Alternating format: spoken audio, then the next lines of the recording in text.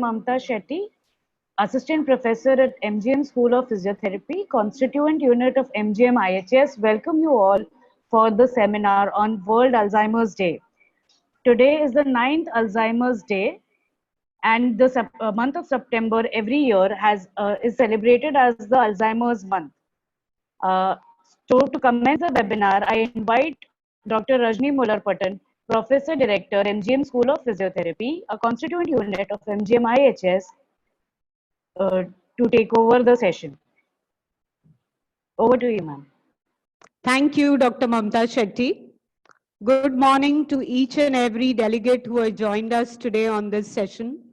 On behalf of MGM Institute of Health Sciences in Navi Mumbai, we invite you all and welcome you on this webinar on the occasion of World Alzheimer's Day. As Dr. Shetty mentioned, this campaign was launched in 2012 to bring about the much needed awareness in the area of Alzheimer's that is absolutely due in today's healthcare field. As we all are aware that dementia is a syndrome where there is deterioration in memory, thinking, behavior, and the ability to perform everyday activities. Very often it gets considered that it's a part of aging. This particular condition has several physical, psychological, social, and economic aspects, and the impact is widespread, not only on the patients, but also on the caregivers, the families, and the society at large, which is precisely why WHO has recognized this as a public health priority. However, in low-income, middle-income countries like India, we have still not paid as much attention to this particular healthcare problem that we are facing on a very large scale currently. And that's partly because most of our attention in healthcare is still on contagious diseases. And now we have another challenge from a viral disease, which is COVID, which we are all aware of. And partly also maybe because of the culture that we have in this country of joint families, extended family support, that the need was not so much felt. But with the younger generation now migrating on large numbers all across the globe, this problem is becoming more acute, and hence a webinar like this today is one of these activities that MGM Institute of Health Sciences has commenced to improve the awareness and to design strategies to plan and execute the care for people with Alzheimer's disease. General people, the media has made a lot of attempts to try and build awareness. Movies like Smile Please, the Marathi movie that most of you may have seen. There are quite a few English movies that are out there, like Away From Her, Still Alive, The Notebook, which actually give you a very closer picture of what a patient and what the caregivers, what does the family go through when encountered with a person with Alzheimer's. But today, what we are trying to look at is to try and build the awareness of our own students, our own healthcare workers, to make them more aware, to make them more sensitive, and to offer them the much needed knowledge, which probably is much limited in our curricular training yet. As physiotherapists, which is the large number of delegates today here, we have a huge role with exercise. Although there is no direct evidence that exercise can treat Alzheimer's, it does bring about a lot of positive benefits in order to deal with the people, and so that the Alzheimer's people can actually perform and carry out their activities of daily living. There's a very recent Cochrane review which has come out to say this, and the growing body of evidence tells us that physiotherapists are now equally an important professional healthcare member to join the team of the multidisciplinary team of healthcare workers to get this. So over to now this webinar where we have eminent speakers from India and the UK who have invested their life, I must say, in the care of people with Alzheimer's. Madam Vidya Shenoy, who is so sensitive, who is so compassionate about her work. We have her to share her experience a little later. We have Amruta Lovekar, who is a gerontologist, who will talk about the social aspects and the individual problems that these people face. We have Samita Kirve, who is a senior occupational therapist and an educator from the UK, who will share. And our own very faculty member, Dr. Omashri Nagrare and Poonam Desai, who will talk to us about the ABC of how aging affects the various conditions. Our medical director, Dr. Sudhir Kadam, who is very, very sensitive towards the care of the elderly, has been instrumental in starting the geriatric care program at a postgraduate level at MGM Medical College, MGM Institute of Health Sciences. And we are very proud that our postgraduates are out there in the society serving at the major dementia clinics, right from St. George Hospital, JJ Hospital to various parts of the country. So MGM has been one of those few institutes in the country which offer a postgraduate degree program in healthcare and geriatric medicine. Dr. Sudhir Kadam has sent his best compliments and wishes. However, unfortunately, he's not able to join us today for some other reasons. But now we invite Dr. Omashri Nagrare, our assistant professor of MGM School of Physiotherapy. And what Dr. Omashri is going to point out to us is this wide area of physiotherapy training in elderly care people. We have taken this opportunity to review what are the gaps in our curriculum and to identify these as the opportunities where we can train the physiotherapists for the much needed task force. So over to you, Dr. Omashri. Good morning, everyone. Today I will be talking on physiotherapy training in elderly care in India, gaps and opportunities.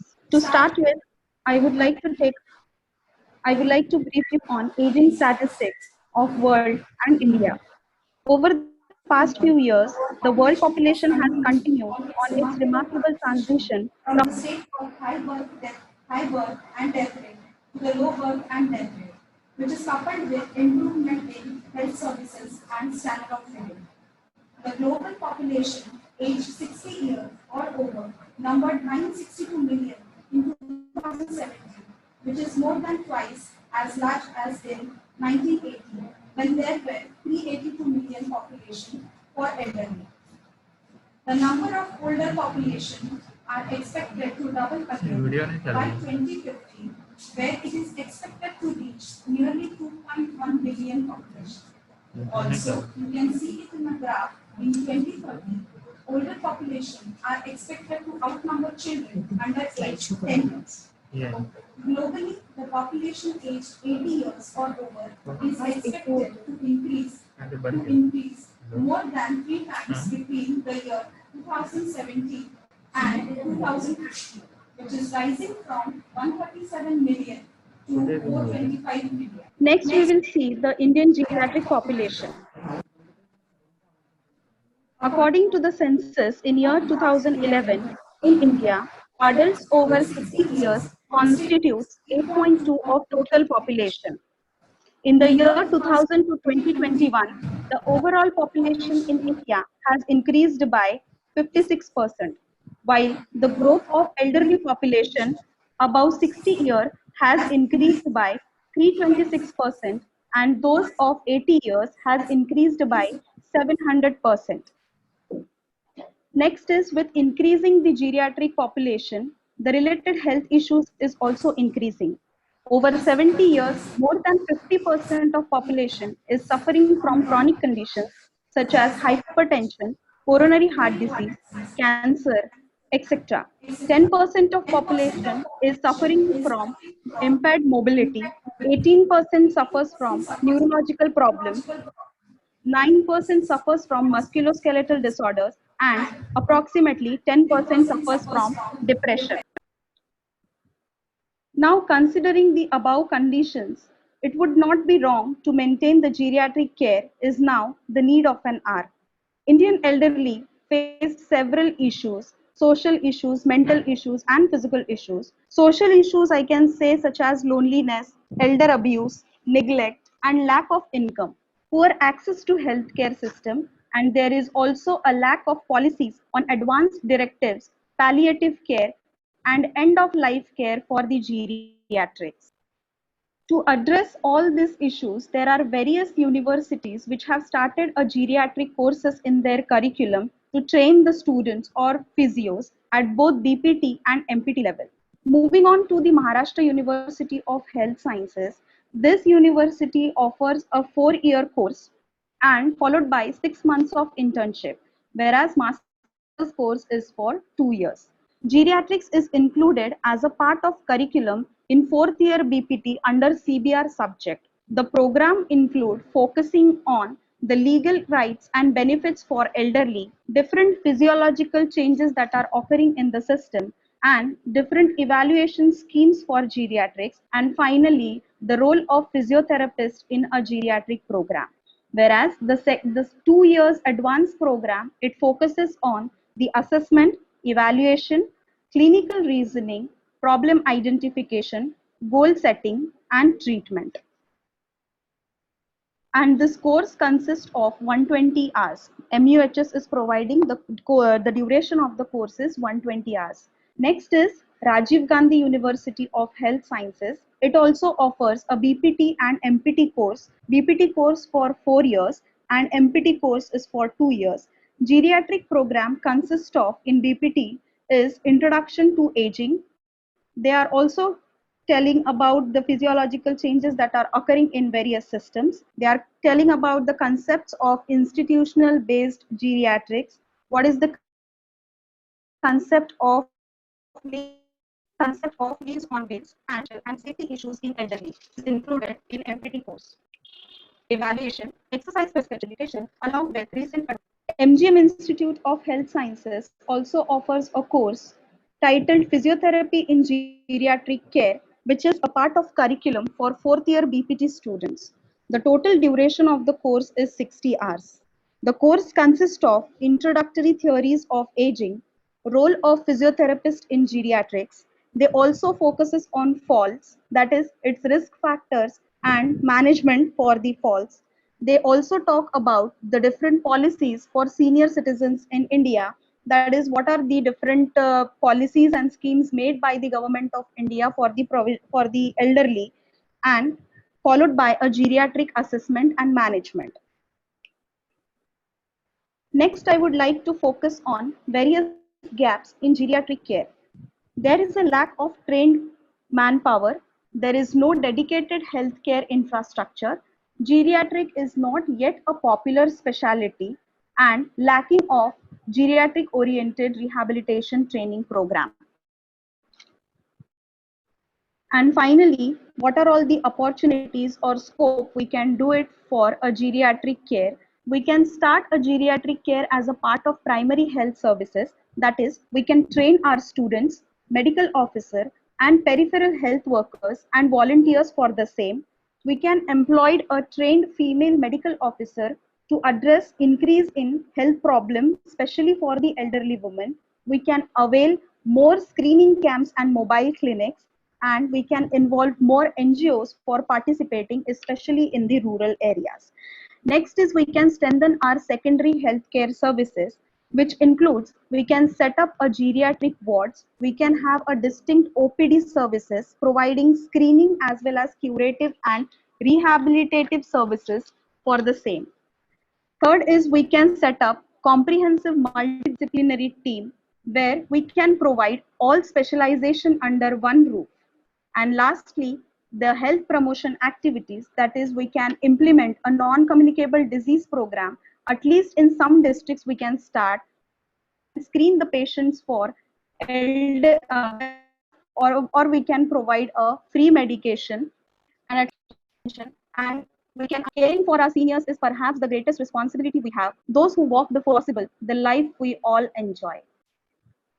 Thank you. Have a good day. Thank you, Dr. Umashri, for giving us an overview of what does the current education system at higher academic health institutes offer in terms of rehabilitation of people with dementia, with Alzheimer's, not so specifically with Alzheimer's. However, this whole thing is encapsulated currently in the care of the elderly. And we have seen what are the gaps, and these gaps will hopefully motivate the policy. And now we have with us Mrs. Vidya Shenoy. It's my proud privilege to introduce her. She's the Secretary General of Alzheimer's and Related Disorders Society of India. And she's also the Honorary Secretary of the Mumbai chapter and the panel member on the Maharashtra State of Mental Health Authority. She practices integrative therapies for seniors, those affected by particularly Alzheimer's and dementia, and also children with special needs. So basically the two populations at the extremes of a lifespan. She's fervently committed to the cause of Alzheimer's and dementia, and that reflects in the topic for today that she's going to speak, and that is I Do Care. It's coming straight from her heart. And this is something which has motivated her to commence the Dementia Daycare Center in Mumbai, which is called the Universe of Memory, Smriti Vishwam. It has an international quality certification, which also indicates that whatever activities that she is undertaking, she's very careful and cares for the quality initiatives of her program. Works extremely hard to promote the cause of dementia and to spread more awareness through her talks. Like today, she has a long list of talks that she's doing, basically trying her very best to bring about the awareness, memory screening camps, skill training therapies, and towards creating an inclusive community. We have all been talking about an inclusive community of physically challenged people till date, but here there is now a need which is pointed out by Vidya Shenoy to talk about an inclusive community for people with dementia. A society which is devoid of social stigma, wherein there is inclusion and elders who are living with dementia not isolated, which is why we said that the changing trend in India, where there are more and more elderly people living on their own, should not get further isolated because of dementia, because of Alzheimer's, so that they are loved with empathy, they're respected, and they're cared for. So very much needed, dear students and faculty members, that we will learn from her today. How do we do that? And this is not from theoretical knowledge, but from her very own experience in the past few years. So thank you very much, Vidya Shenoy, for joining us here today. And over to you now to share your rich experience and knowledge in this area. Thank you, Dr. Rajni. Thank you for having me here and inviting me. I'll just share the screen, and I'm hoping that my internet is behaving like a good little child today. I had problems yesterday, so I'll just switch over till the things going's good. Thank you for having me here. I come as a normal person, not with status and designation. I'm a human being, a sensitive human being, and I want to, normally we thank people for whatever they've done for us. I start with thanksgiving, firstly to the divine within my heart. Then I thank the teachers who groomed me to what an individual I am today. I thank especially the teachers of Ambika Yoga Kutir who disciplined me in the art of, in the science of yoga. And I won't tell you how late I started. No, I think I should share it with you. I was 2 years less of the 6th decade, and I was just bent on learning, not only for myself, for giving it and sharing it to see that others have good health. I also thank my family of people living with dementia, the universe of memories, Shruti Vishwam, who teaches me every day what I need to know, not only of how to treat persons who need care, but also evolve me as a human being, to be a better human being, to be empathetic, to be patient. And then I thank researchers, the professors, whoever has been to the field of medicine and support, because nothing works unless we join hands together. I also thank NASA because they were the ones who worked for many, many years to bring the sound of the sun to the ears of you and me. And if you go to the NASA website, you will hear the sound of Om, which is indelible, receptible to the human ear. Being World Alzheimer's Day, I have to pay respects to Alois Alzheimer, who discovered the disease in 1906, but it didn't get recognized as a disease till, till 1910. And a man of many interests, but more into the brain. And he also was very, very interested in people who not only had Alzheimer's disease, but he also worked to the looking after of forensic and epilepsy. And because of his, recognition of the work that was done, we celebrate World Alzheimer's Month and Day. Coming basically quickly to run the India figures, India has 5.3 million as of today, people living with dementia. And with the social stigma in our culture or any Eastern culture, the numbers are not giving the right figure. Because of stigma, because of lack of awareness, lack of clinical testing, the numbers are not so far that, specific. But by 2050, we expect more than 14 to 17 million people affected with dementia. The Alzheimer's Disease International says, their research says through the report of ADI 2018, that every 3 seconds somebody develops dementia in the world. It's also called the global crisis of the 21st century. Also referred to by some scientists as type 3 diabetes. And diabetes is very common. What does ARDSI do? We have over 24 chapters, support groups, that looks into spreading awareness, the advocacy, the research, trying to spread as much information through printed literature. And also we have a training center that we just opened in last November at Trivandrum, where we are having care skills for dementia modules being done. And we have memory camps, walks, what have you. I mean, each time we have public events that celebrate the, dispersal of information. Mumbai chapter specifically has been the first for many things in India. We were the first to use the modus of finger junctions to spread the awareness, saying I'm a dementia friend. We were the first to have the concept of dementia-friendly cafe in India. First to have the half marathon awareness walk, and for more. So I come to today's topic, I don't care. How often have we heard these lines of I don't care? Very, very often.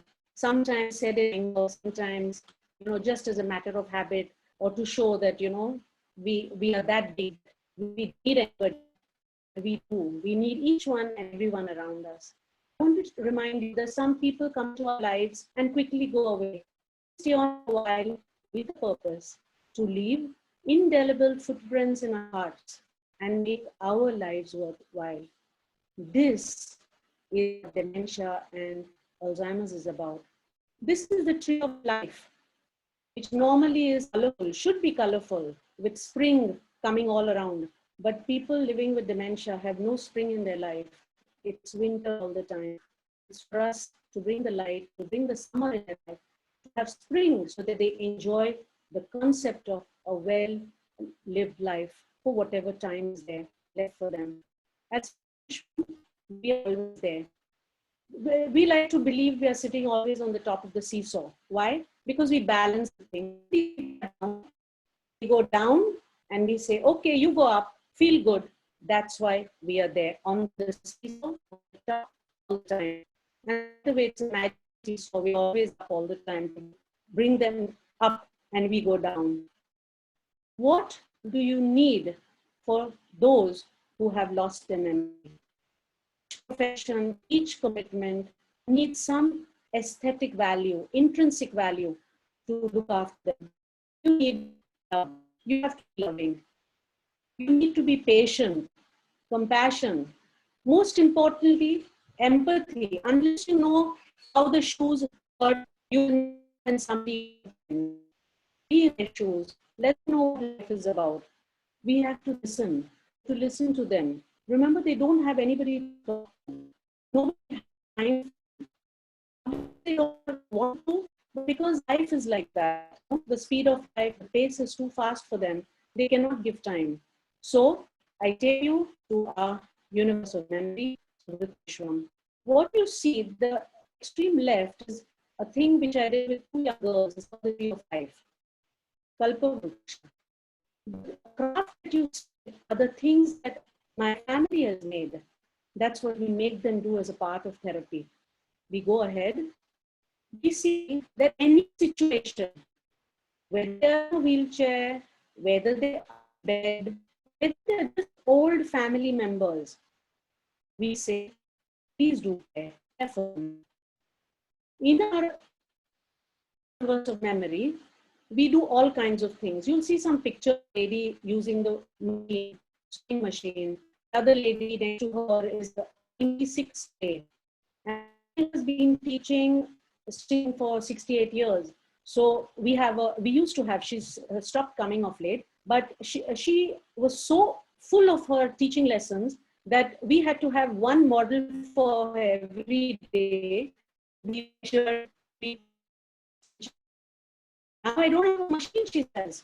So I went, I said, I took my mother's machine, got it over, model of machine she had at home.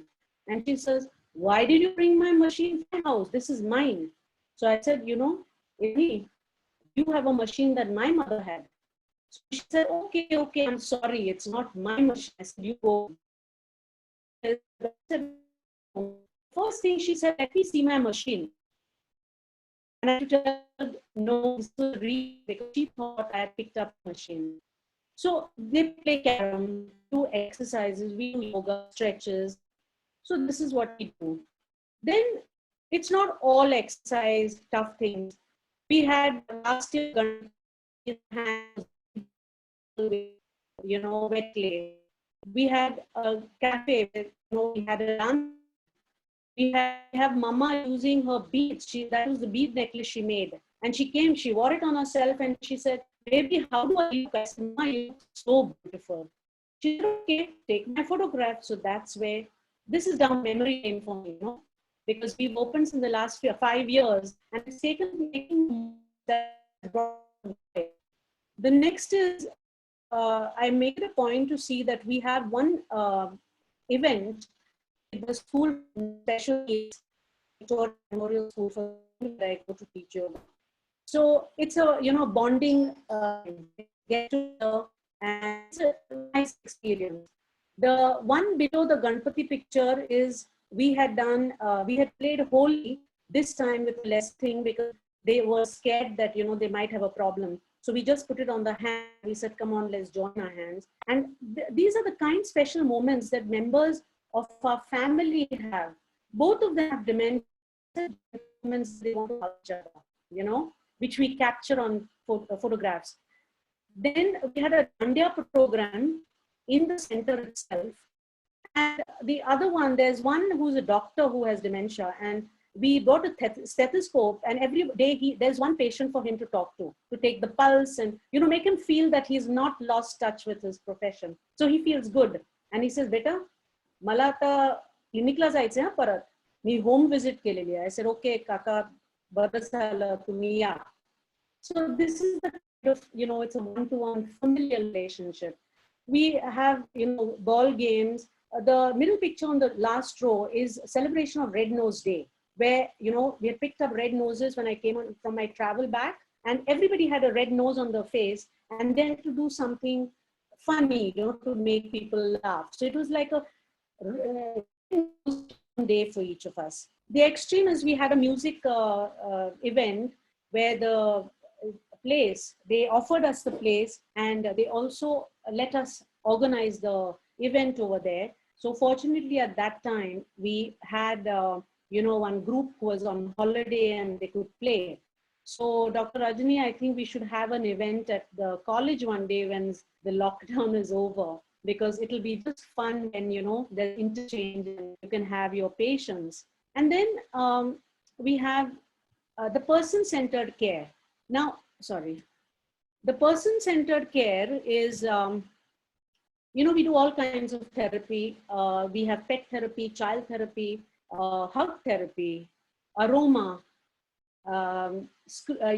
doodling, art, craft, gardening. See, we have a garden that's about 7 minutes away from our center.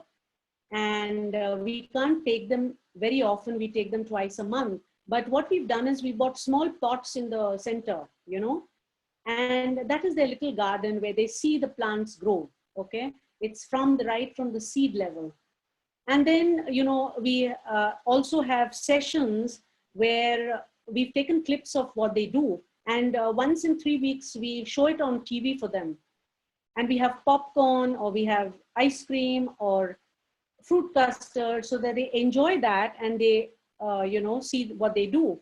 And the beauty of it is that they sometimes say, I think I know this person. They don't recall it's themselves. I believe, love and compassion are two master keys. They open anything. So by entering the hearts, reading the minds, and unlocking their thoughts and feelings that stay mostly unexpressed, we enter their world of secrecy and magnificent joy. So we say, I do care. What do we do? Hug therapy. And what I'd like to do is I just read it aloud, and if you can read it in your mind, then it'll be very nice. It says, we will treat persons with Alzheimer's disease and dementia, NCDs, and other mental health issues with dignity and respect. We will strive for their welfare and shall do all to support the medical, psychological, and rehabilitative needs of those affected, as well as their families and caregivers. To the best of our ability, we will assist the entire community engaged in working for the empowerment of persons with dementia. On this day and every day, knowing that every 3 seconds, someone in the world is diagnosed with dementia, we pledge to remember those who cannot remember. So I think it's very important. It's just not the day, World Alzheimer's Day and World Alzheimer's Month, that we have to do this. In any disease, in anything, I think we have to be sensitive to people and work towards that.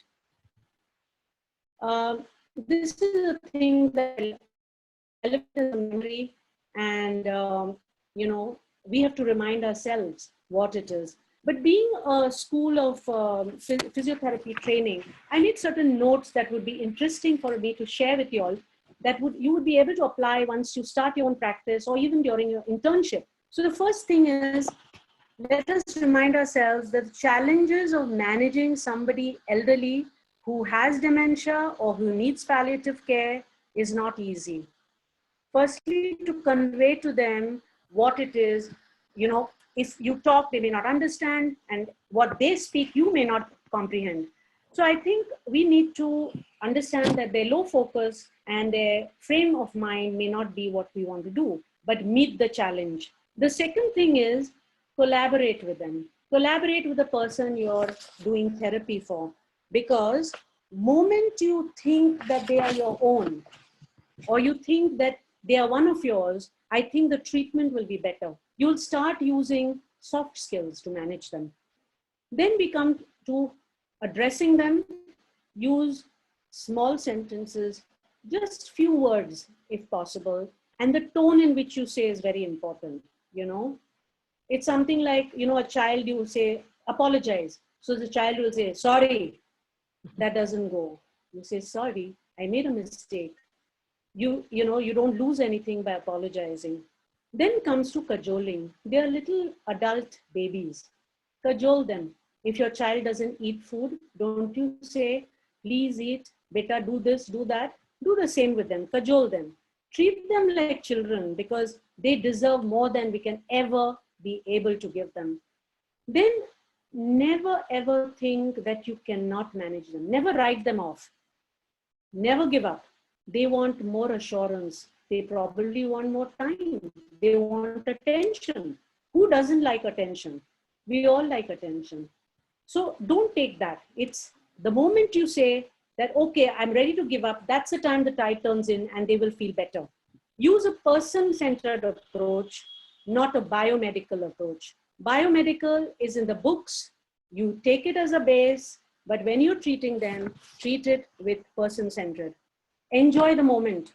Enjoy the moment with them, because the moment you enjoy the moment, they will be happy. Don't panic. Be yourself.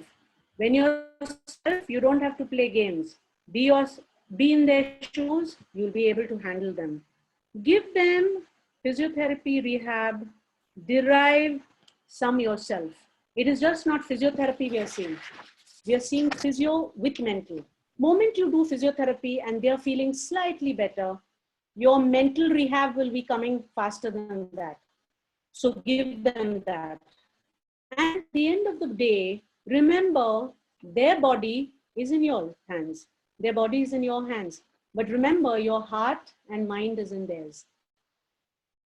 So you keep that in mind. You know, nobody is so rich that doesn't need their love and experience. And nobody is poor that cannot give their own.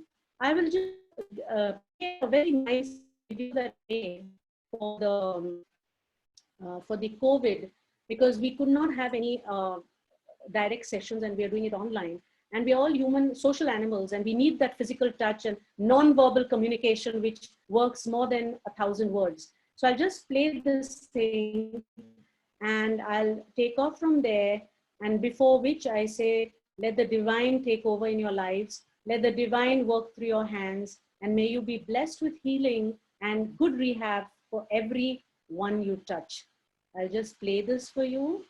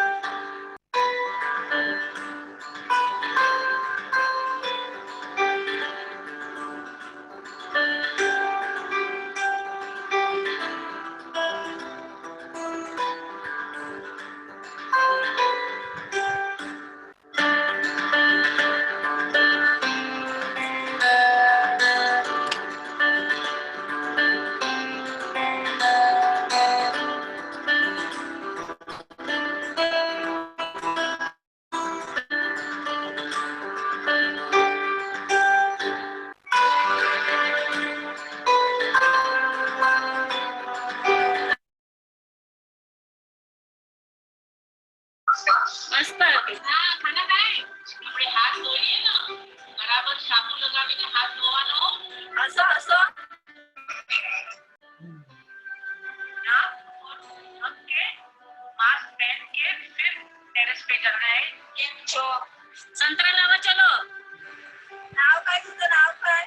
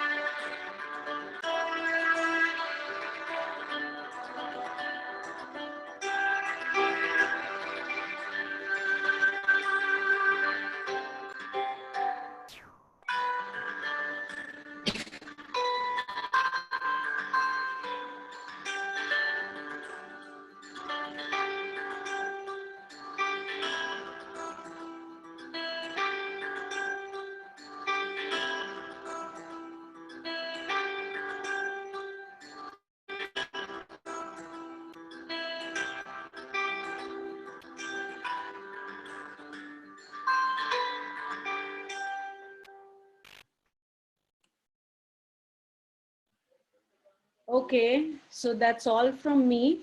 And I wish you all the best, you know, and I pray that you go out into the world and do your better than the best, you know. Thank you. Thank you for having me and, you know, presenting my views on care and rehab. Thank you so much, madam. This acceptance of our invitation at such a short notice, when we haven't even met in person, we just got connected through this thread of dementia, and we are extremely grateful to you for accepting this invitation and joining us, giving us that very comprehensive overview of what the status is in the country and how much do we need to do for these people. Thank you. This straight came from your heart, from your rich experience, and we will remember the mantras that you have given us. Amongst the ones, the major one, remember those who can't remember. And of course, try and consider and treat these elderly people as adult babies. I mean, you've really hit there that when there is a baby, we go down to any extent to pamper that child, to make that child, to convince that child, to get that child to ensure that all the requirements are done for nutrition, for growth. But when it comes to our adult babies, we must admit that we need to do much more than what we are doing. And as physiotherapists, you've given us several now ideas as to how we can integrate that. And you've prompted us to think in a completely different way. So thank you ever so much once again for making time amidst a very busy day today, as you are dedicated to Alzheimer's care. And today is a day that you have. And we wish you, on behalf of MGM Institute of Health Sciences, great success in all the endeavors that you're planning, and look forward to exploring opportunities where we can work together. Thank you Surely. so much, madam. Thank you. Thank you. I'll be staying on as much. I don't want to miss the talk, you know, by the other panelists. And I'll stay and then maybe hop out for some time, come back again, use another instrument so I don't break the link here. So Sure. I would love to hear most of the speakers as possible.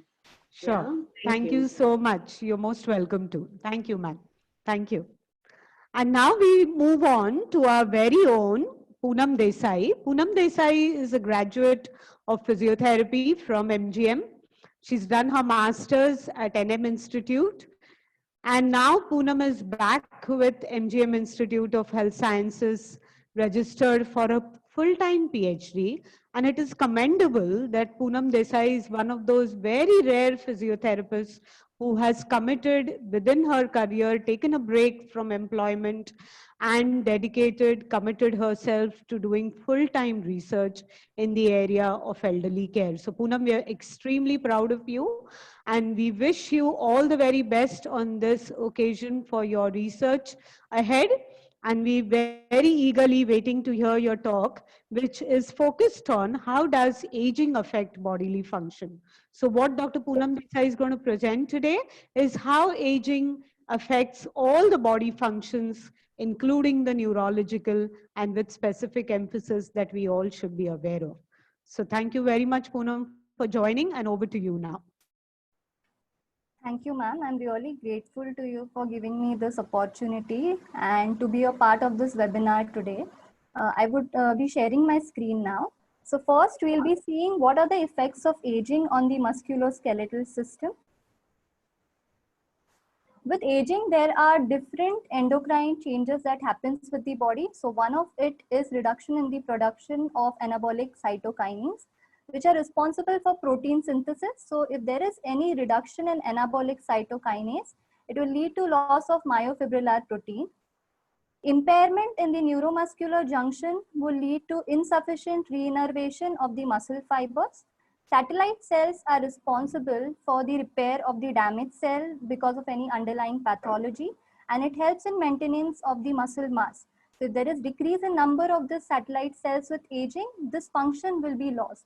So because of the structural changes, it leads to atrophy or apoptosis of the muscle fibers, eventually leading to loss of the muscle mass. With aging, there is loss of fast motor neuron, which leads to selective loss of fast muscle fiber, that is type 2 fibers. So this type 2 fibers are basically responsible for generation of force. Second, there is increase in fibrofatty tissues, that is increase in the fat level and the connective tissue. Hence the whole muscle composition is changed because there is disruption and disorientation of the muscle fibers. Third, changes and defects in the mitochondrial function. There is decrease in the ATP synthesis, decrease in fatty acid metabolism, and increase in accumulation of lipids, which will eventually lead to insulin resistance as we see with aging. Impaired calcium storage, release, and decline in calcium homeostasis will lead to excitation, contraction, uncoupling. So all the structural changes will lead to muscle function decline with aging. Changes in the articular cartilage. So as we know, chondrocytes are responsible for the proliferation and secretion of the extracellular matrix. So any involution of the chondrocytes with aging will lead to decrease in the cell density of the cartilage. In the extracellular matrix, there is reduction of water content and fragmentation of the proteins of proteoglycans and glycosaminoglycans. So there will be loss of shock absorbing ability and joint space reduction. Increased fragmentation and cross linkage of the collagen will lead to decline in the tensile strength. So right hand side, we can see an image which shows degenerative changes in the articular cartilage in an osteoarthritic knee.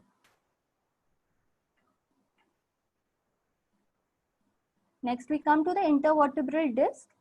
The notochondrial cells lose their protective and anabolic function with aging, and they are the main reason responsible for degeneration of the nucleus pulposus with aging, which will therefore lead to loss of vertebral height. Degeneration of the nucleus pulposus impose uneven force on the annulus fibrosus, leading to microtrauma and tears, and the nucleus pulposus then eventually herniate through the fibrous ring. So in the first image, we can see the disc-related condition that happens with aging, such as degenerated disc, bulging disc, herniated disc, thinning of the disc, and disc degeneration with osteophyte formation.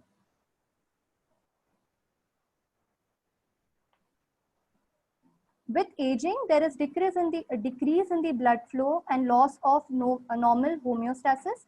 This happens due to increased repetitive mechanical load. As I had explained before, similar changes happens in the extracellular matrix with respect to tendon, ligament, and capsule. There is cross linkage of the collagen fiber and increased thickness of the collagen fiber. Decreased cell growth and stem cell potential will lead to impaired healing response. Change in the morphology of mechanoreceptors will lead to deficits in the proprioception, and loss of capsular vascularity and areas of calcification will develop with aging.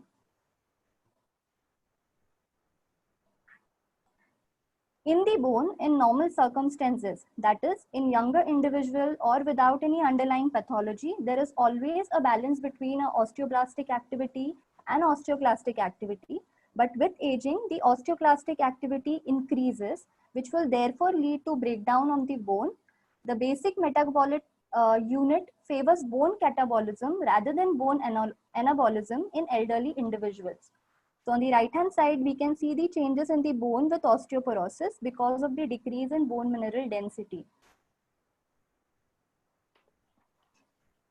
The common musculoskeletal conditions and their clinical manifestation that we see in elderly are sarcopenia, as we have seen before, that is loss of muscle mass, muscle strength, eventually leading to loss of physical performance, very commonly found in rheumatoid arthritis. Osteoporosis, it is asymptomatic at the initial stage. It is only diagnosed when an elderly person lands up with fractures or deformities such as kyphosis or Dogar's hum and leading to decreased activity tolerance. Osteosarcopenia will show clinical manifestation, combined clinical manifestations of sarcopenia and osteoporosis. Osteoarthritis cardinal features are pain and stiffness less than 30 minutes, bony enlargement and deformities. Rheumatoid arthritis, morning stiffness in and around the joint more than 1 hour with asymmetrical joint involvement, rheumatoid nodules. Gouty arthritis, the cardinal feature is pain in the base of the big toe, that is metatarsophalangeal joint.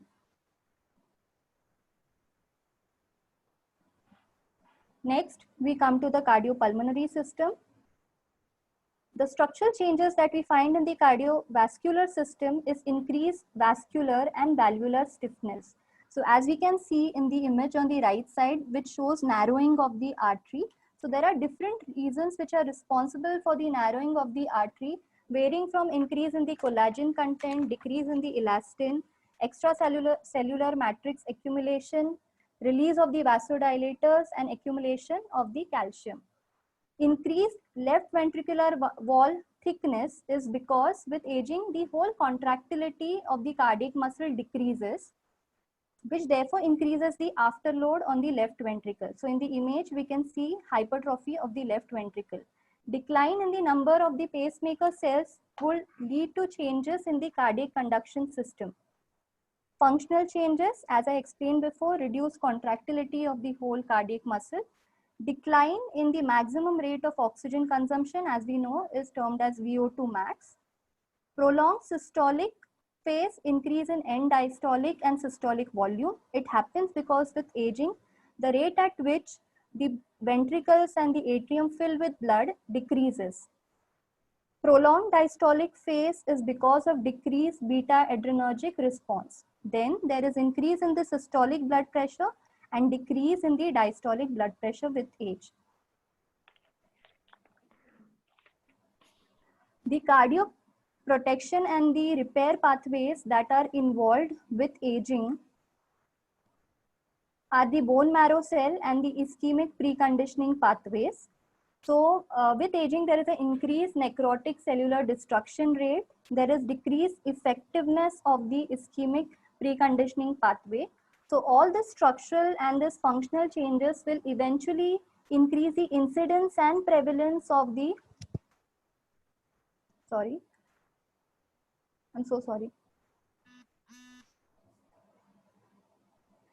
which will eventually increase the incidence and prevalence of the coronary artery disease and cardiomyopathy. So the two common cardiomyopathies that we see in elderly are restrictive cardiomyopathy and hypertrophic cardiomyopathy. The changes in the respiratory system. In the thoracic cage, there will be calcification of the intercostal cartilages and arthritis of the costovertebral joint, which will hence decrease the lung compliance because there will be rigidity and stiffness of the chest cavity or the thoracic cage. The airway changes is decrease in the airway diameter, as we can see in the image. So it would lead to an obstruction flow pattern. Reduction in the number of cilia will increase the rate of infections in the elderly. Thickening of the alveolar basement membrane will reduce the airway gas diffusing capability. Hence, with elderly, we see that there is more of carbon dioxide retention and reduced arterial oxygenation. Increase in size of bronchioles and alveolar duct will decrease the state of elastic recoil of the lung. So because of the structural changes, eventually the ventilation control diminishes and there is a diminished response to hypercapnia and hypoxia. The immunological changes that we see with aging is increase in the pro-inflammatory cytokinins, which contribute for reduced elasticity and destruction of the lung parenchyma.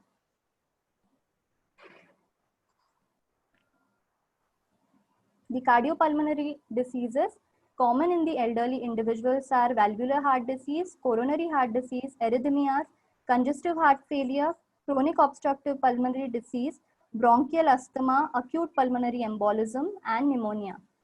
So the common manifestations for the cardiopulmonary disease are chest pain, that is angina, heart murmur, shortness of breath, fatigue, swelling in the ankles and feet, palpitations, irregular heartbeat, and clinical manifestations common to respiratory conditions are cough, dyspnea, wheezing, mucus accumulation, chest tightness or pain, pyrexia.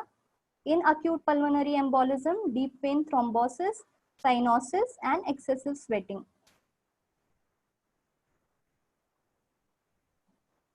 Now we come to the nervous system. So in a normal elderly individual without any underlying pathology, you will see changes in the cortical neuronal structures. That is, there will be decrease in the length and the number of dendrites. Dendrites are responsible for receiving signals from other cells. There will be decrease in the number of axons and demyelination of axons. So whenever there is change in the cortical neuronal structure with aging, the ability, the capacity of the brain to transmit the signals and to communicate will reduce, which will therefore lead to cognitive decline. The cortical atrophy seen with aging is most evident in the cerebral cortex, cerebellar cortex, and in the subcortical nuclei.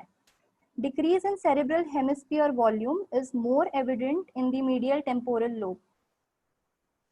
The structures of the brains, which are responsible for exhibiting signs and symptoms and leading to pathology, are reduced in gray matter volume and white matter volume with aging. So if there is any reduction in gray matter volume in prefrontal and parietal cortex, it will lead to motor performance deficit. In somatosensory cortex, increased falls and impaired balance. Cerebellum, impaired movement, timing, and coordination. Caudate nucleus, impaired motor performance and skill acquisition. Similarly, decline in white matter volume is evident in the frontal lobe and corpus callosum. So corpus callosum atrophy will lead to age-related bimanual coordination defects.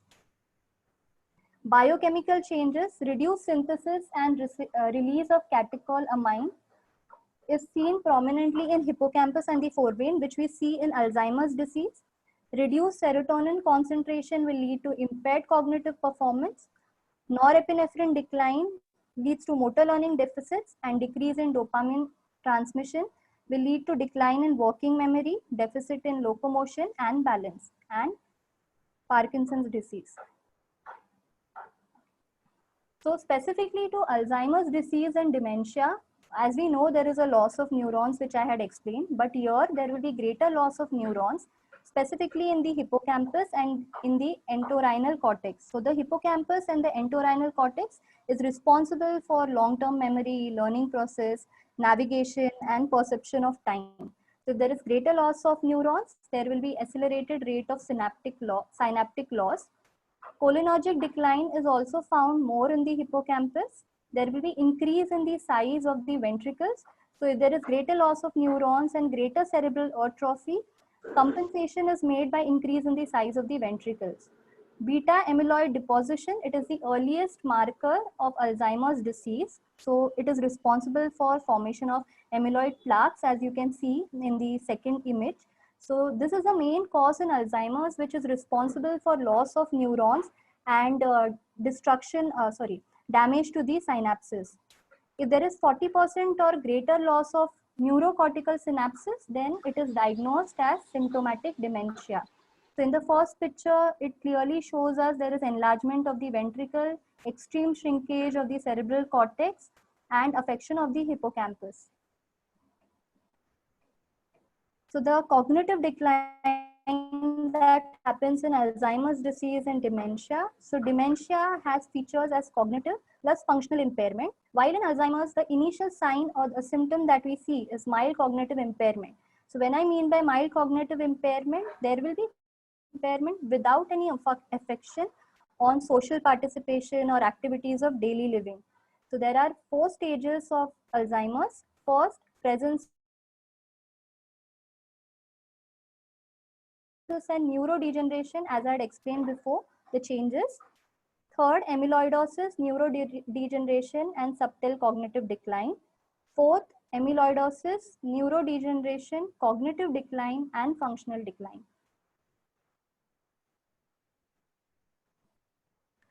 So the common neurological condition that we find with aging are Parkinson's disease, Alzheimer's, Lewy body disease, and stroke. So the cardinal features of Parkinson's disease are tremor, rigidity, bradykinesia, and postural instability. Alzheimer's, impaired cognitive performance such as thinking, reasoning, learning, planning, and performance. Personality and change in personality and behavior such as mood swings, depression, and eventually leading to motor performance deficit. Lewy body disease, movement disorders, visual hallucination, cognitive impairment, poor regulation of body functions, sleep disturbances, and apathy. Stroke, there is sudden numbness or weakness, confusion, or difficulty comprehending the speech, sudden vision problems, difficulty in walking, dizziness, postural instability, and headache. Thank you. Have a good day. Thank you very much, Dr. Poonam. We're Thank you, extremely grateful for this overview that you have presented so vividly and clearly. Thank you, and wish you all the very best for your research in the elderly care in India particularly, which is hugely needed. So thank you once again. And now Dr. Poonam is handing over the platform to an expert. Dr. Samita Kirve is an occupational therapist and an educator in the UK. She has over 20 years of experience and a passion for teaching, as she says, in various fields of neurology, geriatrics, mental health, acute medicine, orthopedics in both India and UK. And she's currently serving in the National Health Service and has already served in both social care and private practice. She has delivered career pathway sessions at Brunel University, and she's in visiting faculty at Oxford Brookes University in the UK. She's very recently developed a new OT curriculum for the University of Bedfordshire and enjoys her experience with students and colleagues in the area of dementia. She's an approved dementia trainer and has delivered several training sessions to family members, care home staff, social care staff, and we know why is training necessary for the caregivers as well as the social care staff. She conducts workshops to increase awareness about healthy aging and dementia in Asian communities in the UK. And I can understand the need for that because culturally, both these populations are so very different. And so, Samita, you're doing a fantastic job on building this awareness about the challenges of the Asian communities living in the UK. She's done quite a bit of research in this area and disseminates the findings at conferences. She's written also some short stories and very recently has recorded a video in Marathi on dementia, which is available on the YouTube. If Dr. Samita consents, then we can share the link here on this. And now over to Samita Kirve from the NHS to share her experience in both India and in the UK. And thank you very much for joining us at an early beginning of your day, Samita, today. Thank you, and over to you. Thank you so much, Dr. Rajni. It's an honor to be here. I'm really delighted to be here. So good morning to everyone. Can you all hear me? Yes, we can. Okay, and you can see me as well? Yes. Okay, because it's 10 to 8. So yeah, really early. Yeah. Really early, okay. Because it's time, so everybody is getting ready to go to school and everything. Okay, I'll just share my screen. So basically, I'm going to talk about person-centered care in dementia. This is my experience and some of the practices that we have in UK. It is a big task for me to talk about it in 15 to 20 minutes, but I'm just going to overview. So I've tried my best here. So to start with, I'm going to talk what person-centered care is. Obviously, some of you might already have or already using this in your practice, but the models and the frameworks that we use in UK, and how do we support this person-centered care model? So we have some legal frameworks in UK which enable this person-centered care. And Dr. Rajni has requested me to talk about physiotherapy and dementia. So what are the physiotherapy practices in UK and what are the barriers in providing that person-centered care? So to start with, why do we need person-centered care? So do you think one size fits all? No, we all are different. We have different personalities, different likes, dislikes, different personal choices, career choices. We choose different things. So we all are unique in our own way. So that's the same thing, same principle we need to apply to people with dementia and when we are providing care or support to them. So when we are unpacking what we mean by person-centered care, what does it mean? So person-centered care is all about understanding and responding to the person with dementia as an individual. So if you look at the individual, not what the disease is, then it involves considering the whole person. So taking into account not just their health condition, but also about their life history, their interests, their preferences and needs. And it is also about building relationships with people with dementia and their family carers.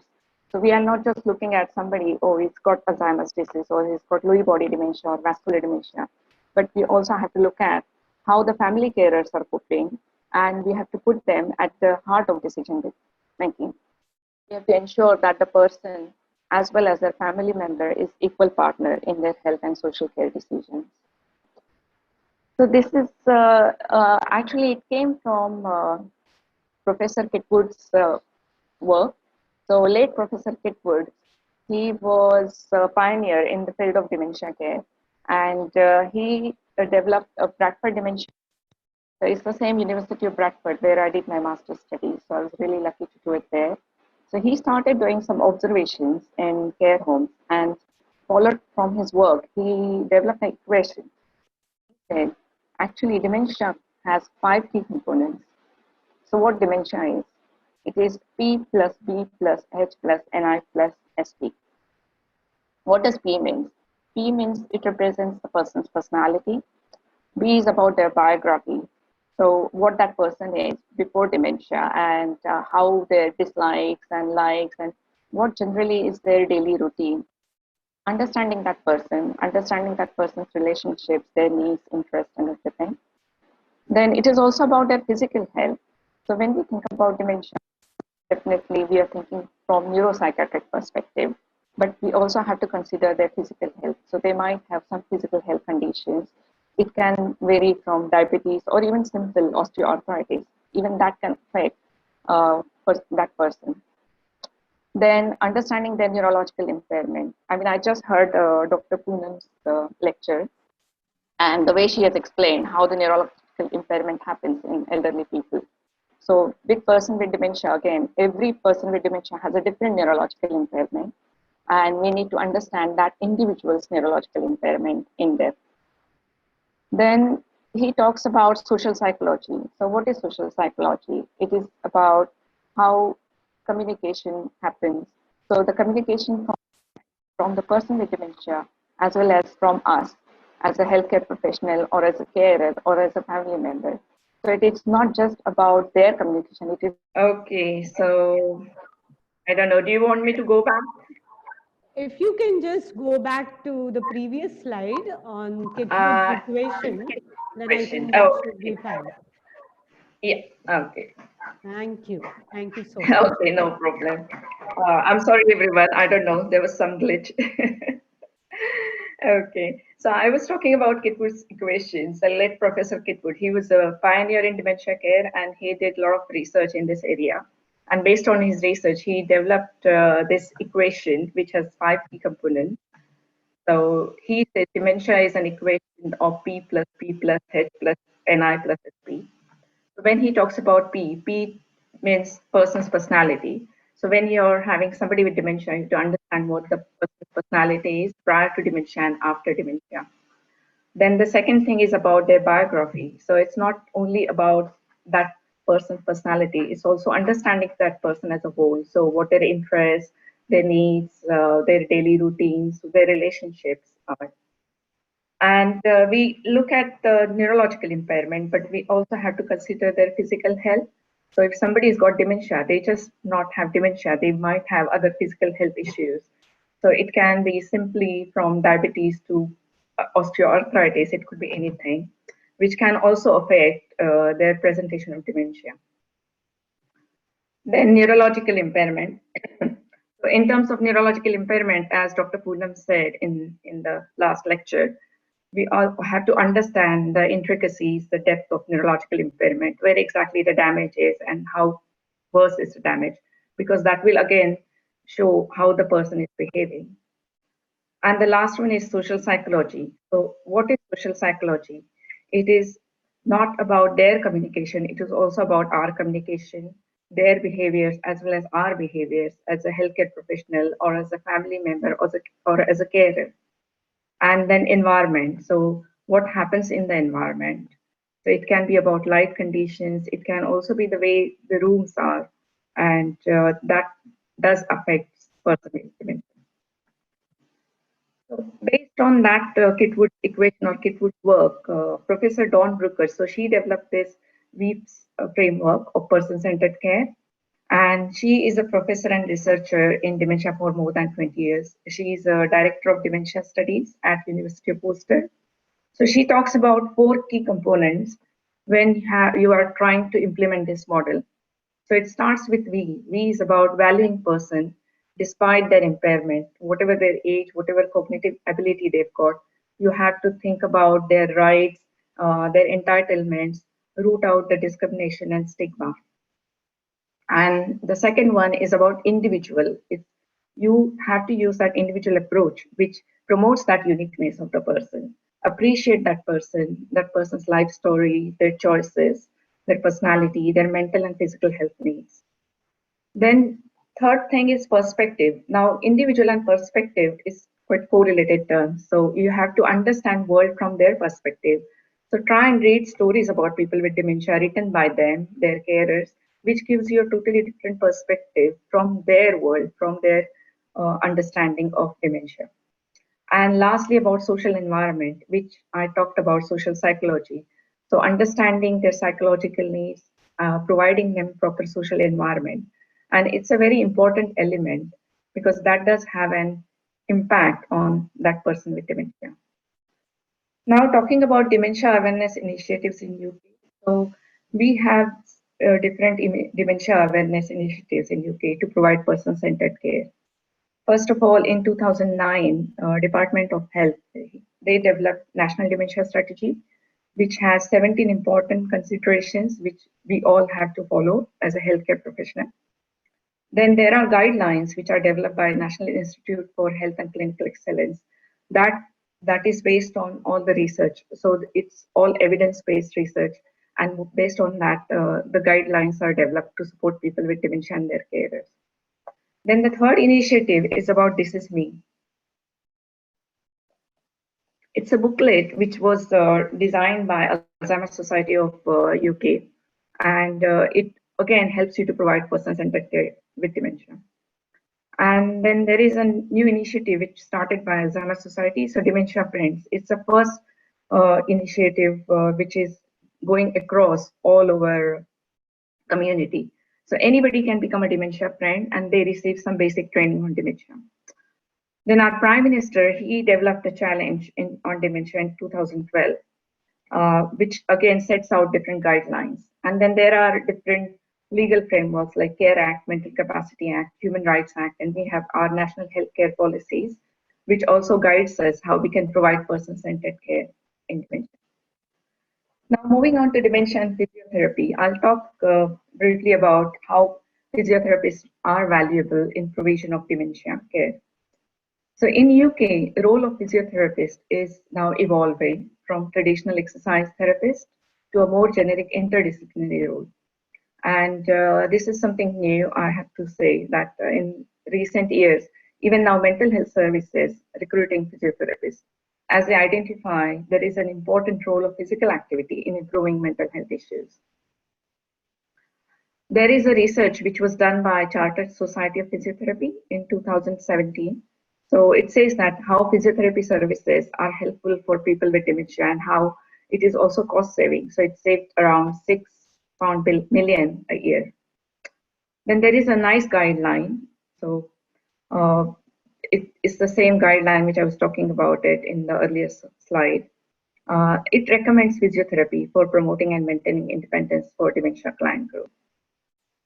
What does research say? So these are all about guidelines and everything.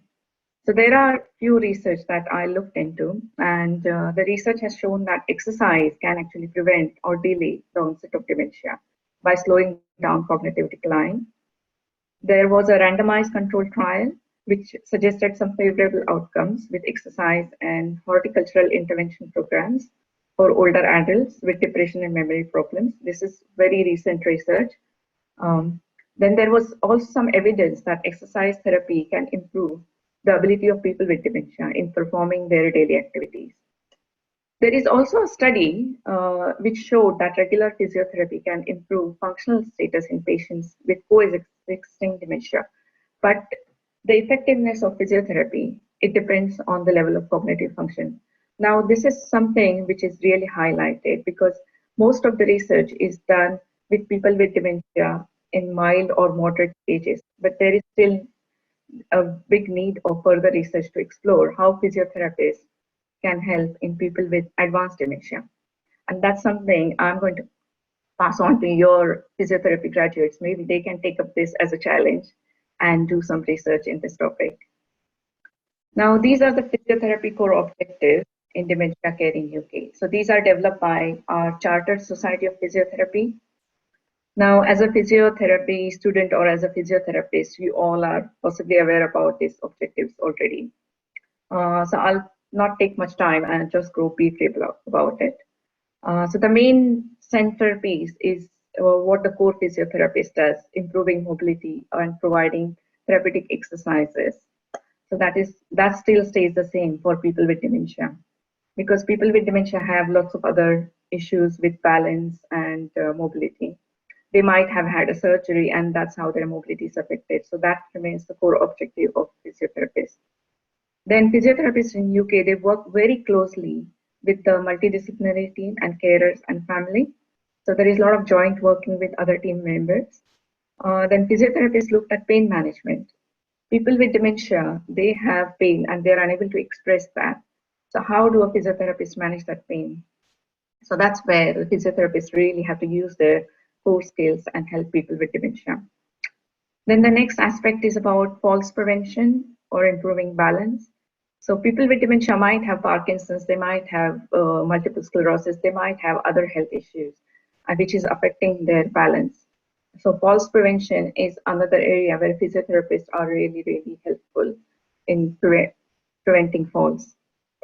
Then there is a home exercise program. So here, physiotherapists who work in the community settings, they provide home exercise programs to people with dementia, and they work jointly with the family members to make sure that it is implemented correctly.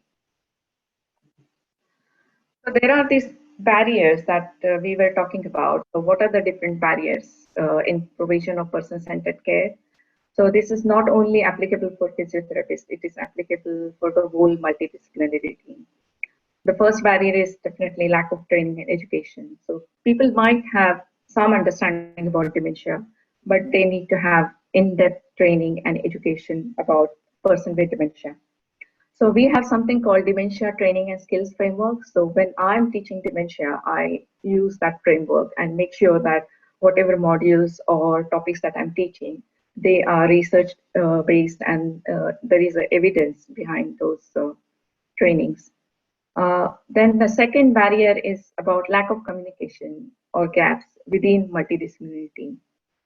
It does happen because especially in current COVID environment, there is so much going around that sometimes the communication is missed out and it is not passed on to one MDT member to another MDT member.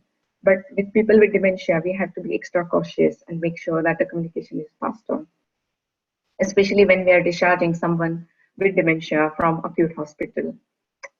Then the biggest barrier is the lack of resources or staffing issues.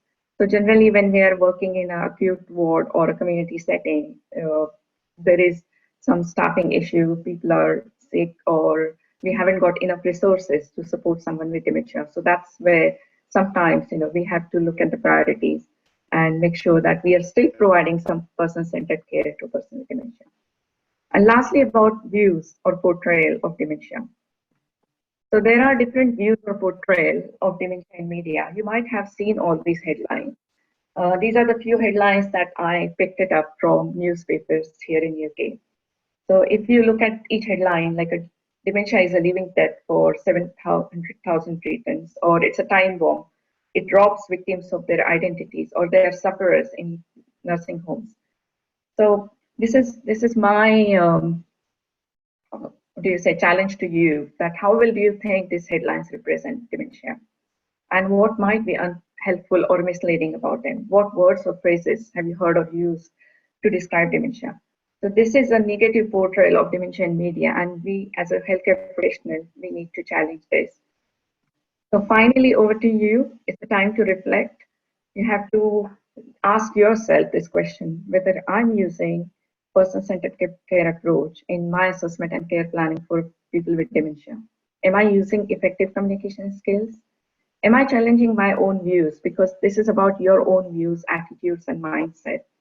And if you think I haven't, then definitely I need further training or education in dementia care. So by doing that, we can change and we can create dementia-friendly, multidisciplinary teams for person-centered care.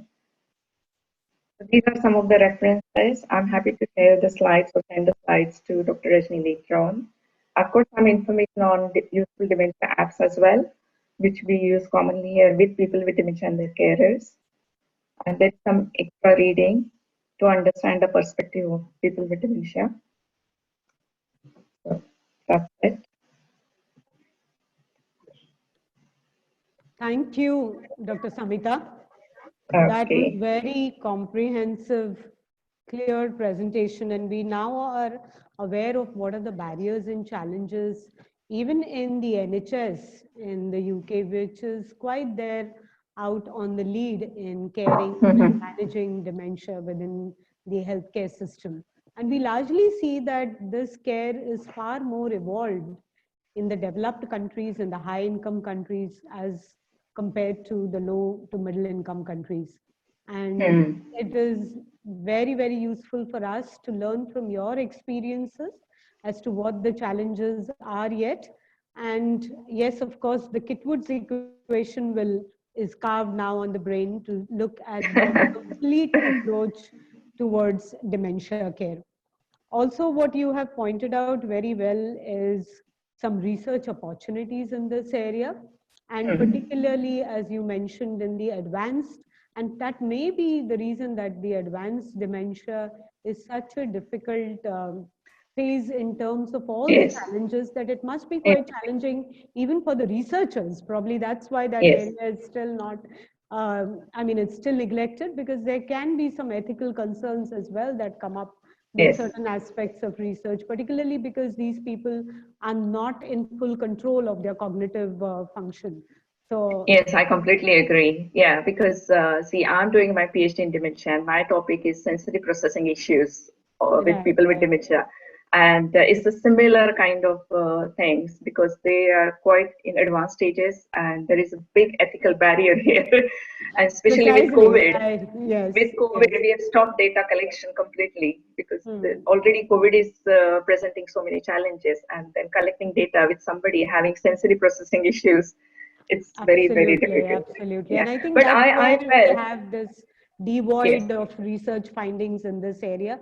But certainly with ethical practices improving and the concerns challenged by people, we should be able to find some solutions, because that's very, very much needed. We cannot just wash our hands off saying that because we cannot process ethical consents, that we will not be able to conduct. So yeah, and I work very closely with physiotherapists as well, and they also have a lot of interest in exploring different aspects, because physical therapy is traditionally just focused on exercises and mobility. But I've met some physiotherapists, they want to go beyond this and explore other issues where they, as a physiotherapist, they can help people with dementia. That's why I identified there is an area where physiotherapists have to come forward and do some research on those topics. Yeah, precisely. So I'm glad it was helpful. Yes. The applications of physiotherapy have always been comprehensive. However, I must say that the measurement and the dissemination of knowledge has remained largely in the physical function domain and not extended to mental function. So yeah, but there is a lot of change going on, because as I said, I wrote the curriculum for OT. And the curriculum that we developed, it was an interdisciplinary curriculum. So I also developed physiotherapy curriculum jointly with my colleague, who is a senior lecturer in physiotherapy. And what we incorporated is a bigger mental health element in physiotherapy curriculum. And Chartered Society of Physiotherapy was very glad for us to bring that change, because they want that change.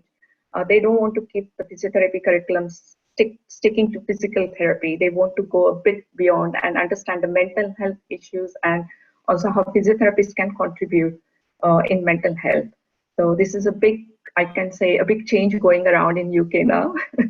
So the paradigm shift Yes, from you're only physical spot health on. to mental health is the much Yes. needed, because as I said, exercise has effects on the entire body and mind. Yes, it Only is. that we had not focused on the output of that, and the research did not focus on there. So thank you Yes, so I much, agree. Samita. This Oh, my pleasure. Thank you so much for this this will mark opportunity. the beginning for more advanced research in this area, where the much needed team approach, because till now it has been only psychiatrists, occupational therapists, and psychologists dealing with this closely. But the strengthening of the team will also help Yes, in I having greater benefits, because as you mentioned, even the physical health challenges that a person with dementia Yes. faces actually causes a lot of economic burden to the care as well of the dementia Yes, I people, agree. as you pointed out Yes. in your presentation. Yes. Thank So you. thank you so much, Samita. That was a very My early pleasure. beginning for you, Yeah. but thank you once again. And if you permit, you could probably have your YouTube link in the chat window, Yes, where sure. the participants can follow you more Okay. listening to that video. Yeah, All sure, right, sure. then. I'll Thank share you all so those much. links. And we will stay in touch to explore opportunities to No work problem. together in this area. I'm happy to stay back if somebody's got questions later on. Please. Thank you. You're Yeah. most welcome. Okay. Thank you. Thank you. Yes, and now the next speaker for the day is Amrita Lovekar Rupa. She has chosen a very, very specific niche for herself, and that is social gerontology. We all have heard about geriatric medicine. We've heard about geriatric physiotherapy. We've heard about the role of occupational therapy in geriatrics. But social gerontology is a highly super specialized area, because as we spoke right in the beginning of the session, that the impact of dementia, Alzheimer's, which is a part of dementia, is not on the individual alone, but it is on the carers, the families, and the society at large. So this is what she identified as the need, and being a very sensitive human being, wanting to work with the elderly, the adult babies that we would want to call them. She has experience of working with them for the past 14 years in India, in the UK, as well as USA. She's now currently working as a consultant on a project called Graceful Living in collaboration with Jaslok Hospital. She's a visiting faculty at Tata Institute of Social Sciences, Mumbai, on the diploma course in gerontology. She also is she's also our guest faculty whenever we have requested her to conduct sessions for the students, both graduate and masters. She has an experience of working as a care manager with the Surrey County Council in the UK for managing care actually at the residential and nursing home levels. She's worked with Benjamin Rose Institute on Aging at Cleveland Clinic in the US, and has been involved in the professional exchange training program, and has contributed on a large scale to several awareness sessions for senior citizens, as well as students and other healthcare professions in successful aging. She's also initiated a project called Sauhad in Mumbai for bridging that gap between the older children, the young babies and the adult babies. She's an avid writer, very, very passionate about writing, and has written in both English and Marathi in several regional newspapers to bring about this awareness. So over to the, again, another passionate and sensitive gerontology expert talking to us on individual aspects pertinent to Alzheimer's disease. So over to you, Amrita. Thank you for joining us. Okay, so thank you very much, Dr. Rajni, and it is a privilege to talk to all of you. And Dr. Rajni had invited me some years back to the college, and it was a interacting with all the budding physiotherapists. And today, I will be talking about individual aspects related to Alzheimer's. And relating to the organization that I'm currently working with, I work with an organization called Graceful Living. So Graceful Living is into medical as well as social care of older adults. So we have a geriatrician who looks into the medical aspects, and I, having done my master's in social gerontology, I look into the social aspects. And as Dr. Rajni pointed out, regarding basically this field, I've always felt that the older adults, as we call them, that is the technically correct name for older adults.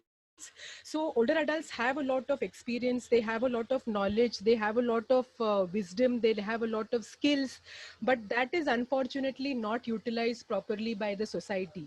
And that is why I felt that it is very necessary to work with them. And the earlier speakers have covered a lot of aspects, so I'm not going to go into the technical aspects. I am going to try and speak to you about some of my experiences in while interacting with people with Alzheimer's. Okay, so can you see my screen? Can you see my Yes, screen? ma'am, we can. Yeah, okay, okay. So there is the social model and there is the medical model. Okay, so the medical model focuses on the brain diseases which can cause dementia and studies neurological and chemical changes, I think, which the previous speakers have already spoken about. And the social model, which Dr. Samita also, the earlier speaker spoke. So I'm just going to highlight some of the important points that she has mentioned. So the social model regards dementia as an impairment where a marked difference to the quality of life by the way the person is supported. So basically what we are saying is that the person-centered care or the social model gives a lot of importance to the individual. Okay, and in the social model, the importance is given not to the disease but to the individual. Okay, so what are the wishes of the individual? What is the cognition of the individual like? The likes and dislikes, basically what is the personality of the person. So all these aspects regarding the individual, what has been the experience of the individual in the past life. So all these factors are given a lot of importance in the social model. Earlier, if you see in the 90s, 1980s and the 1990s, people with dementia were considered to be incapable and they were excluded from the society. But now, gradually, as Dr. Samita said, we are moving towards a philosophy of person-centered care where the individual and not the disease is important. Okay.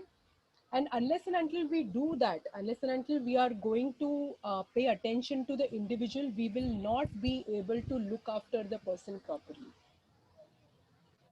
Okay, so as I said, the focus on the person there is a focus on the person than the illness. So definitely, we know that the person has an impairment, but the focus is not on the pathology. Okay, and we feel and the social model says that this disability or the incapability which the society feel the person has been created by the society. Okay, so the focus is on the person, what can be done for the person. The second point is that difficult behaviors need to be seen more as a means of communicating and strong emotional reactions than pathology. I will give you a very, I will give you my own example. I was working in a pointed out. So I was working in a nursing home, and there was this Punjabi lady in a nursing home in the UK, and this lady, she was in her moderate stages of dementia, and this lady was around, I think, around 80 years, between 75 to 80, and they used to take this lady the family used to take this lady back home only when the relatives from India used to come.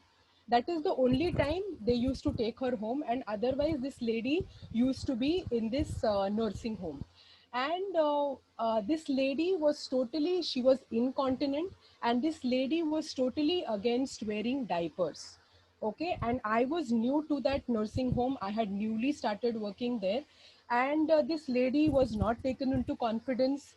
She was not explained the need for wearing diapers. We know that maybe in India wearing diapers is still quite a new thing, and people are not used to it. And even in India or even in the UK, people are generally resistant to wearing diapers. So this lady was forcibly made to wear diapers without taking her into confidence, as I said, without explaining the need for diapers. And this lady was just made to wear it.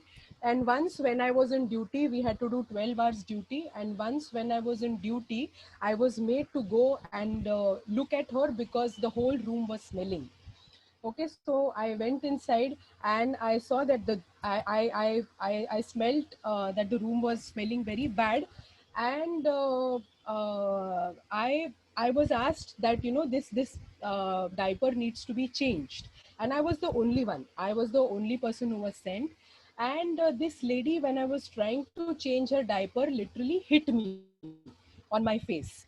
Okay, and I was a bit taken aback, and I said, madam, aapka diaper change karna hai.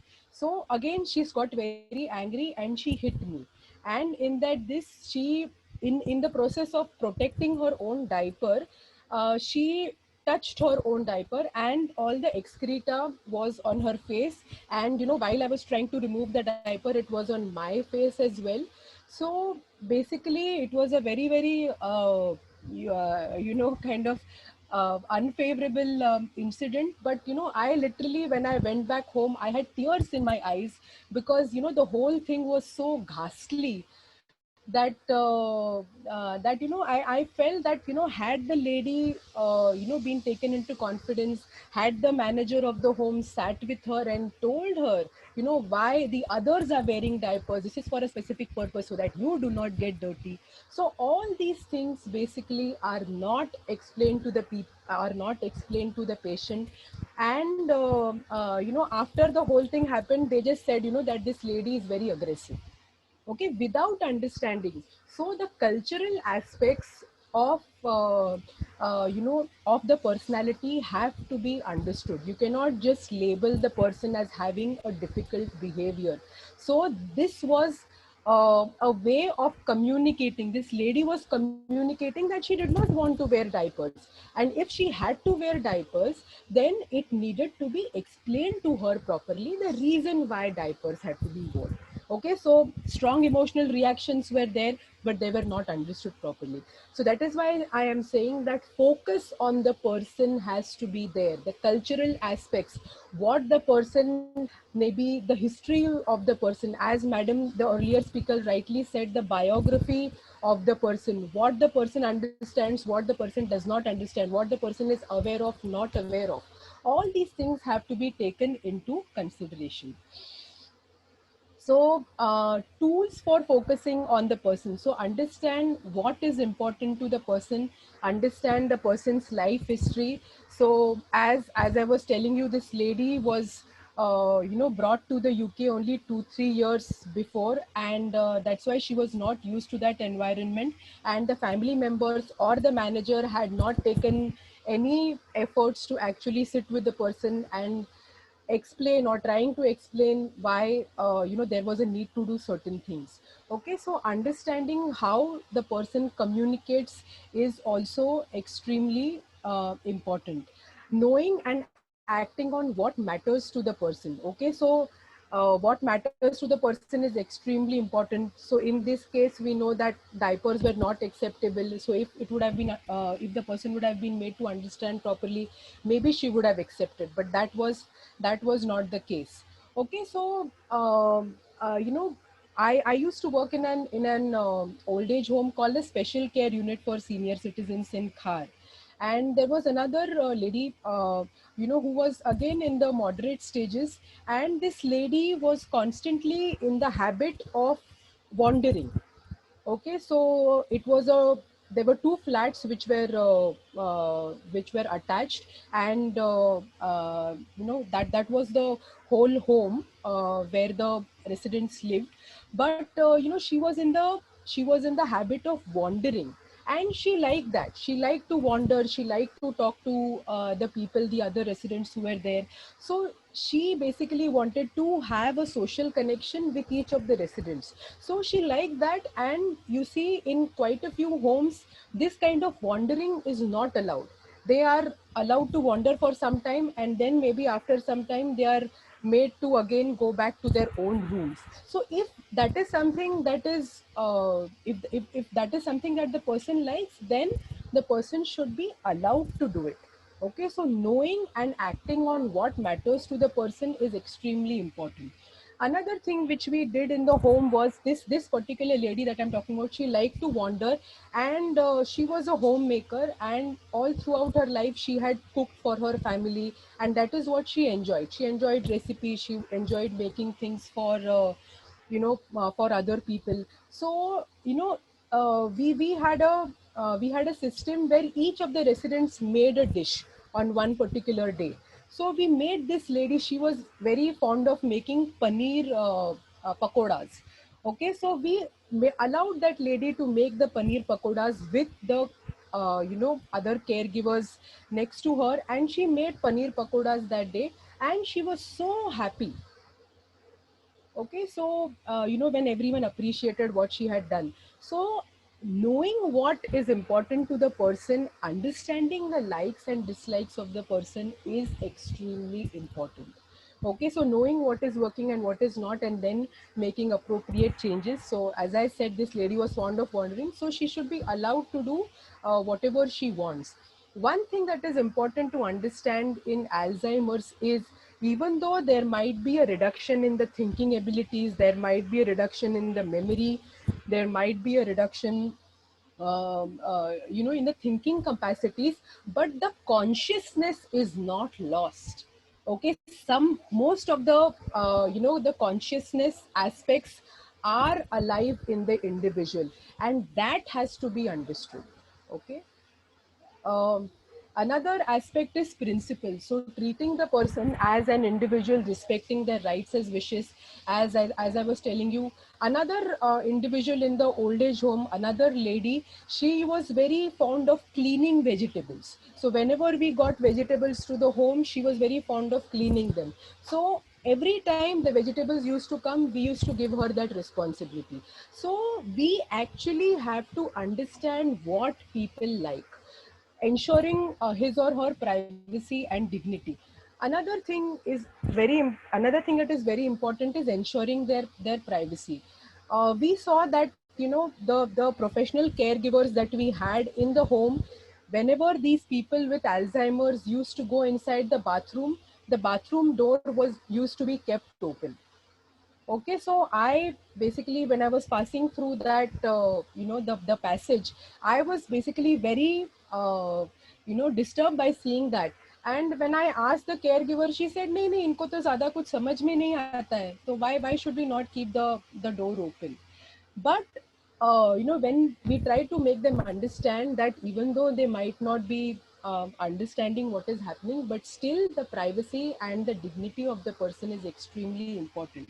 Okay, so these small things are extremely important, but they are not taken into consideration. So as I said, taking care of their individual and changing needs is also extremely important, and maximizing abilities and independence. Whatever they can do, they should be we should allow them to do that. Okay, so I was working in this organization called Echoing Healthy Aging, which works with people with Alzheimer's. And there was this older adult who was living alone, male, and he was around 80 years of age. And this person was very, very proud of he was a Sindhi. So he was very proud of his Sindhi culture. Okay, so he basically liked anything related to Sindhi culture. So with him, what we used to do is, play Sindhi videos. Then we talked about Sindhi dishes. Okay, and he also used to kind of like going outside and take a small walk. So we used to do that along with him. Okay, so these things where the abilities are maximized and independence is also given to the person is something that needs to be considered. Knowing the importance of family and relatives. So as I gave you the example of that lady in the UK, she wanted to actually, she constantly used to take names of her family members, but the family had not kind of paid attention to that, and they had left her in the care home. But even for people with Alzheimer's, family is extremely important, relatives are extremely important. So whenever it is possible, especially when they are staying in a home, that contact needs to be maintained, and that contact constantly, even though they might not be able to uh, in these times of COVID, meet them, but that contact needs to be maintained.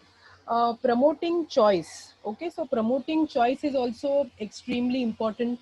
When I was working in the home in the UK, we used to see that in a nursing home where people with Alzheimer's, where there are people with Parkinson's were there, and their choice was somehow not promoted. By choice we mean that if a person maybe wants to get up at 9 o'clock in the morning, then that person needs to be given that choice. Okay, and that applies to a person with Alzheimer's, that applies to a person with an older adult also. Okay, so if a person maybe wants to have their lunch at maybe 1:30 or 2, that choice needs to be given to that person. So even with a person with Alzheimer's, these choices have to be given to the person.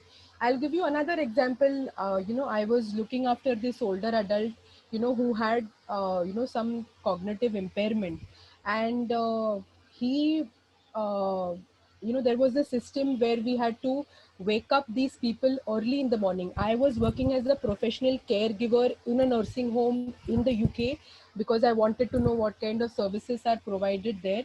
So I was working there, and we had the system where we had to get them up and we had to get them ready. So we had to give them a bath, we had to sponge bath them, or we had to give them a bath. So this particular bedridden person was there, so he had a cognitive impairment. So I was trying to do a sponge bath, but I had to do it at 4 o'clock in the morning, because he was extremely difficult. And I started doing that at around 4 o'clock in the morning, and this person did not want to get up at 4 o'clock. And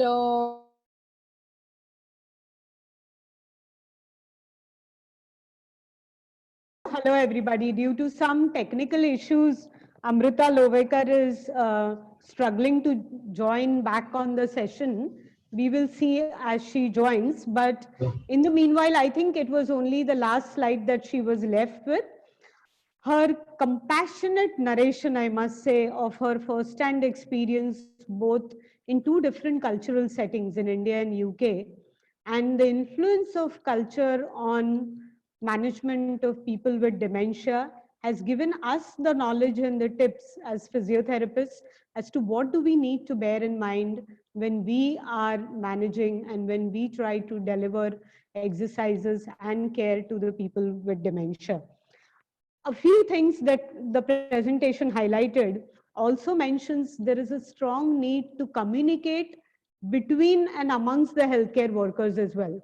There was this one example that she cited about where there was this issue about privacy or dignity of people with dementia. I'm sure a healthcare worker would have in that situation been concerned about the safety of the person in a locked bathroom. So this really points out needs that there has to be good communication, effective communication among healthcare workers, also certain challenges of promoting choices as against administrative ease makes us count that this is a huge challenge that we're looking at, where the cognition is affected, however, consciousness is intact. We need to respect the dignity of the person and yet care for that person as a baby.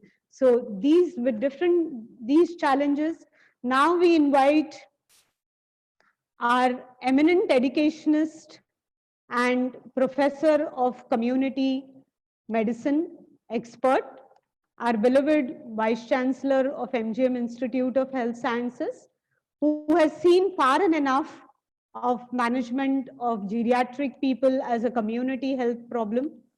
He has the experience of serving various government medical colleges in various capacities as professor in preventive and social medicine and the dean of government medical college. He has been the registrar of Maharashtra University of Health Sciences and also a very active, prominent member of Faculty of Medicine, Academic Council, Management Council, and the Senate of MUHS Nasik. He has been an active member of Medical Council of India and has worked on the council for over 2 years. He has been the Dean of Faculty of Medicine with MUHS. And before he joined MGM Institute of Health Sciences, he served as the Vice Chancellor of Pravara Institute of Medical Sciences in Maharashtra, which is notably known for its community health work. Sir has been the principal investigator for the use of pentavalent vaccine in a multicentric study of Serum Institute of Pune, has vast number of publications in research at both national and international journals, and he also serves on various regulatory and inspection committees of Maharashtra University of Health Sciences, DMER, MCI, has participated in various academic collaborations with universities abroad. To name a few, include Karolinska Institute in Sweden.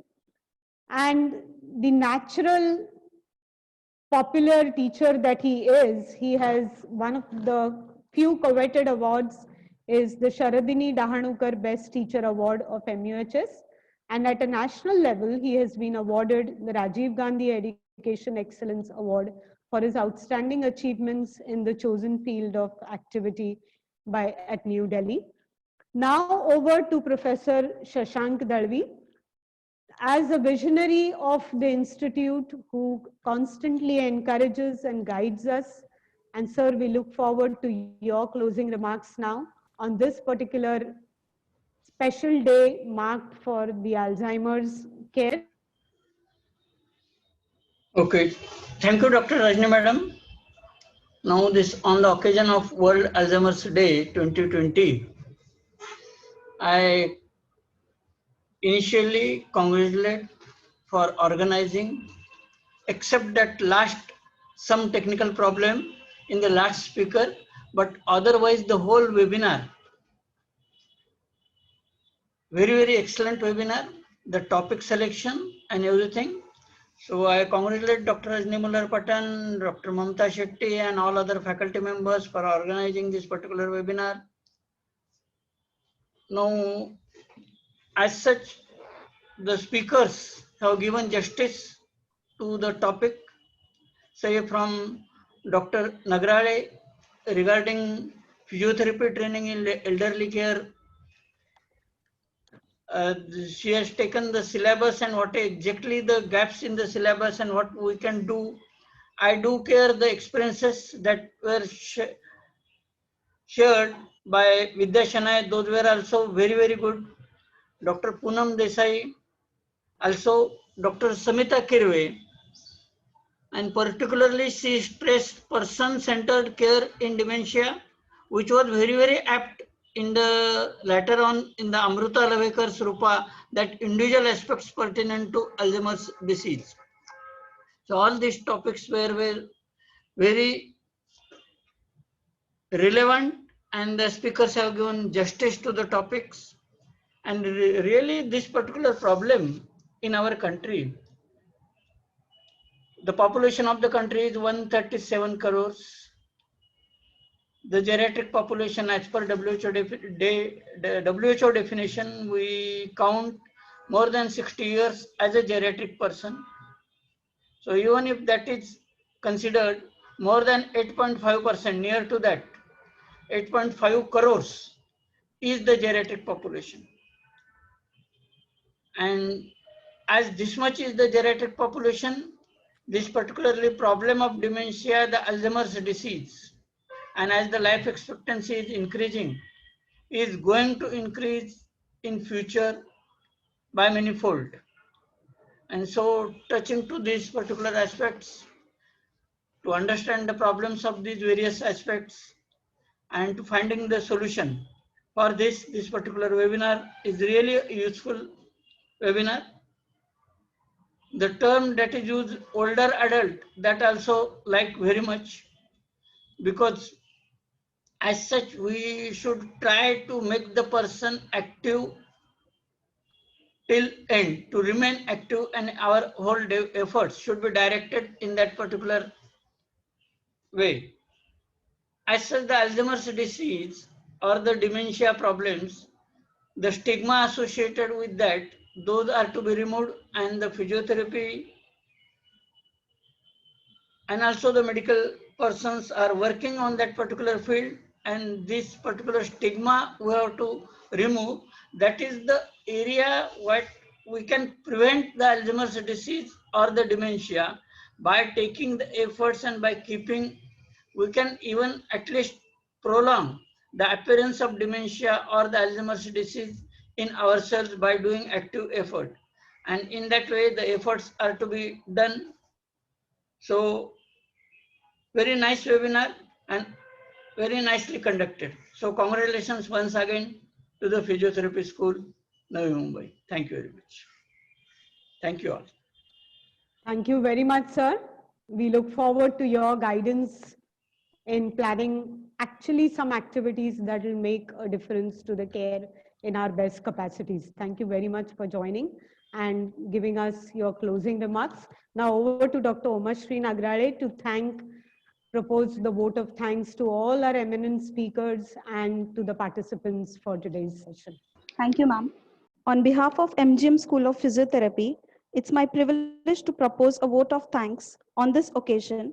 My heart fills with lots of gratitude and respect for our distinguished guest speakers, for not only sparing their invaluable time for us to grace this occasion, but also for enlightening us with their commendable talk on the subject. I would also like to extend my regards to Dr. Sudhir Kadam sir, Dr. Shashank Darvi sir, and Dr. Rajni Mullarpatan for hosting this event. Thanks all of you for clearing our concepts and enhancing our understanding. Thank you everyone. Have a good day. Thank you. Thank you, ma'am.